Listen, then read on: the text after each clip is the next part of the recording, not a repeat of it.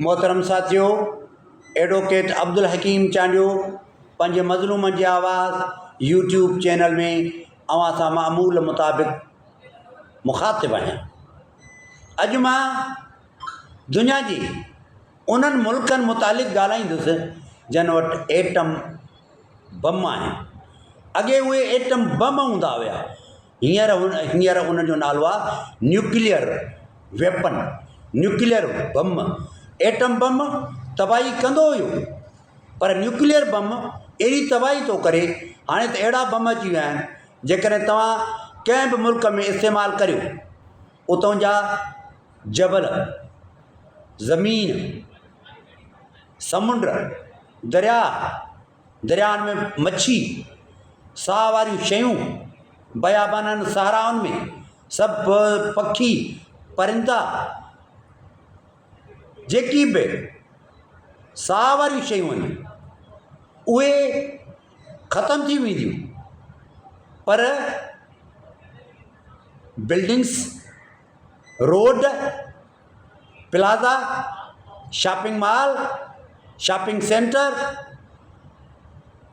तव्हांजा बाग, बागीचा, ज़रई ज़मीनूं, railway stations, airports, तव्हांजूं फ़ौजी तनसीबात, तव्हांजा उहे वॾा वॾा फ़ौजी इलाइक़ा, उहे सभु महफ़ूज़ हूंदा।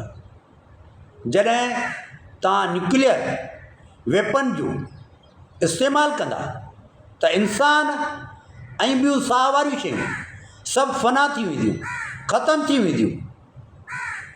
छो त अॻ में ईअं थींदो हुयो त एटम बम लॻण सां सभु शइ ख़तमु थी वेंदियूं, इमारतूं तबाह, शॉपिंग हॉल तबाह, शॉपिंग मॉल तबाह, शादी हॉल तबाह, ज़रई ज़मीनूं तबाह, रेगिस्तान तबाह, सहरा तबाह, समुंड तबाह, दरिया तबाह, उहे सभु शयूं तबाह थी वेंदियूं।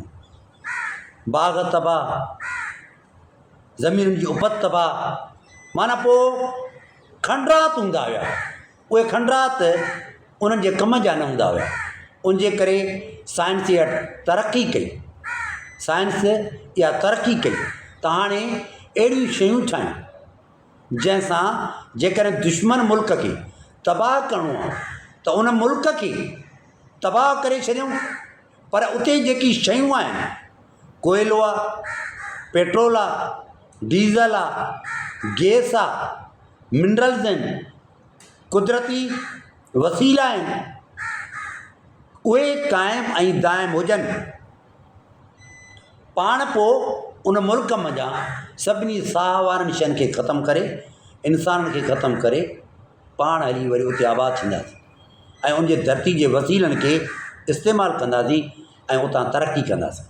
हाणे इहा आहे सूरत आहे। उन जे करे प्यारा साथियो, इहा एटम बम खां हींअर न्यूक्लियर बम में तरक़ी थी आहे। पहिरियों बम अमेरिका, जंहिंजे लाइ मां चवां थो त अमेरिका सॼी दुनिया जे अज़ाबनि जो सबबु आहे, छो त उते कैपिटलिज़म आहे, उते कैपिटलिज़म आहे। कैपिटलिज़म माना अक्सरियत जे वसीलनि ते अक़लियत जी हुकूमत, अक्सरियत जे वसीलनि ते अक़लियत क़ाबिज़ वसीलनि जी विर्छ नाबराबरी बुनियादनि ते। हिकिड़ा अरबपति, ॿियनि वटि कुझु बि न, हिकिड़ा खरबपति, ॿियनि वटि रहण लाइ घर कोन। इहा आहे कैपिटलिस्ट समाज जी डेफिनेशन, जेको निज़ाम पाकिस्तान में पिणु मुरविज आहे। वॾो माण्हू बीमार थिए, America, England, France, Germany, Australia, New Zealand, Finland, ग़रीब बीमार थिए, इस्पताल में अचे, उनखे बेड न मिले, तड़पंदो तड़पंदो उनजो साह निकिरी वञे, उन मथां डॉक्टर न पहुचे। इहा आहे कैपिटलिस्ट निज़ाम जी बदतरीन सूरत, जंहिं बदतरीन सूरत असांखे बर्बाद ऐं तबाह कयो आहे। इहा आहे, इहो निज़ाम जेको आहे अमेरिका जी पैदावार आहे।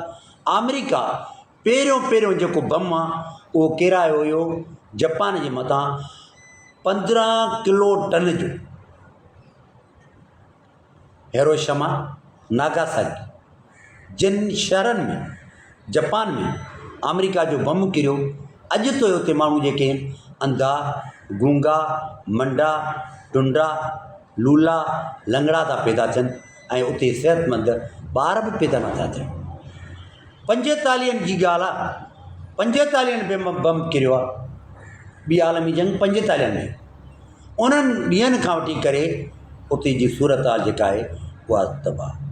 त हाणे उहे मुल्क जन वटि एटम न्यूक्लियर वेपन आहे, न्यूक्लियर एटम बम हाणे न चवंदुसि, एटम बम न आहे हाणे, हाणे आहे न्यूक्लियर वेपन या न्यूक्लियर बम। न्यूक्लियर बम जेको आहे उहो कंहिं कंहिं वटि आहे दुनिया में।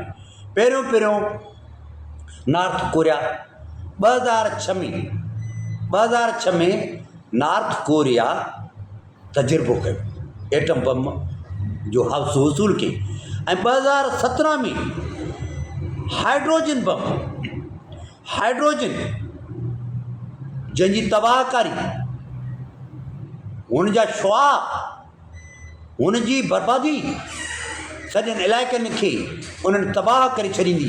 जिते बि नाइट्रोजन बम जो इस्तेमालु थींदो त उहे इलाइक़ा बिल्कुलु मिसमार थी वेंदा ऐं उते का बि साह वारी शइ जेका आहे बाक़ी न बचंदी।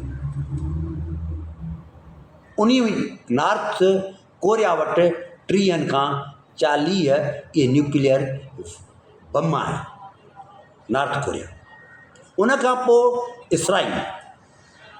इसराइल जेको सॼी दुनिया जे मथां बालादस्ती थो क़ाइमु करे, माण्हू 70 लख हुकूमत दुनिया जे मथां, जॾहिं बि चाहे, जेतिरा चाहे, जहिड़ी नमूने में चाहे उनखे तबाह करे ऐं सॼी दुनिया ख़ामोश तमाशाई बणिजी करे उन जे इन नज़ारे खे पई ॾिसे त तूं असांखे को, असां ख़ामोशी सां ॾिसूं था त तूं असांखे कहिड़ी तरह सां कुही थो।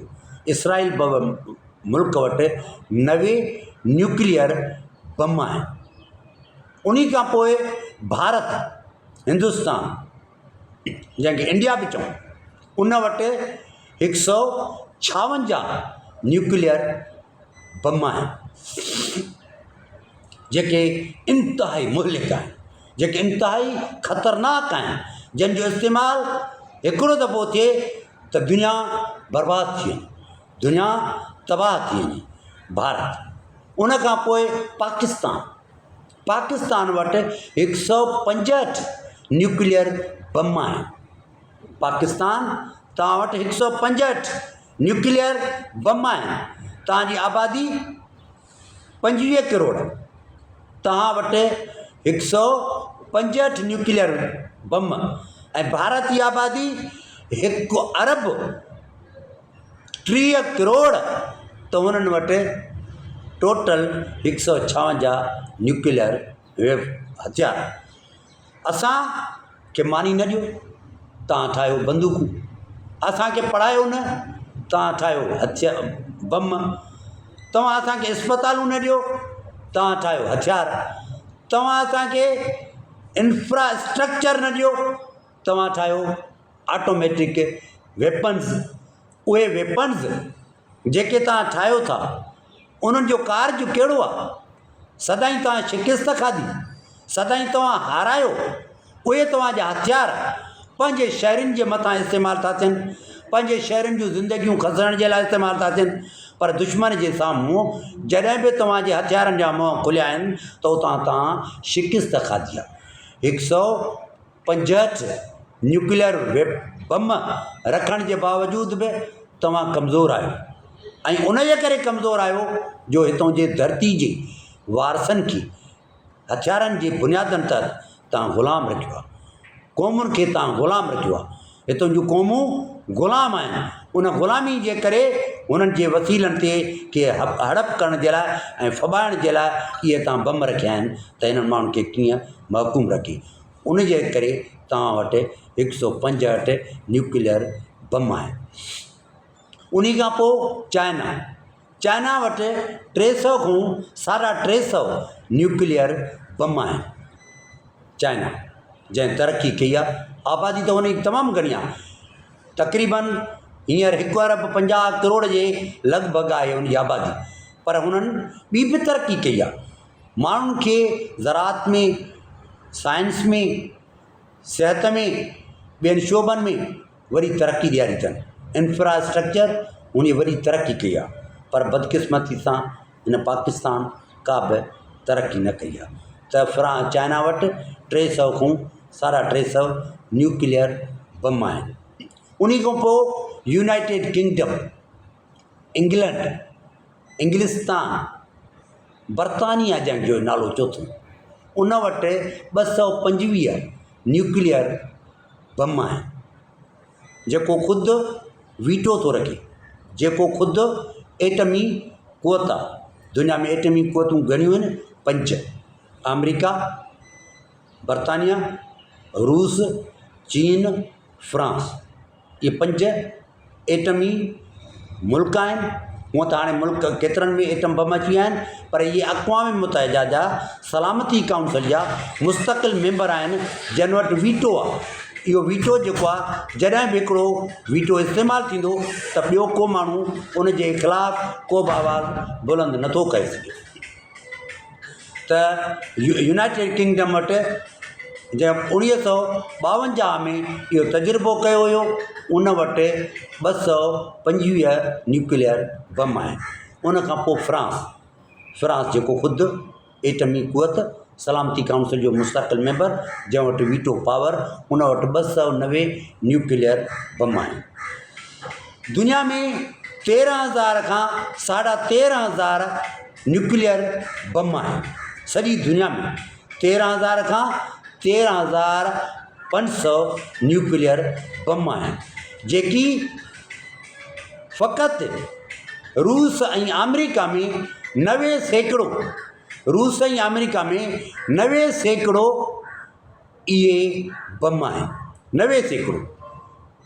बाक़ी सॼी दुनिया में 10%, जंहिंमें रूस वटि 6,257 न्यूक्लियर बम आहिनि ऐं अमेरिका वटि 5,500 न्यूक्लियर बम आहिनि।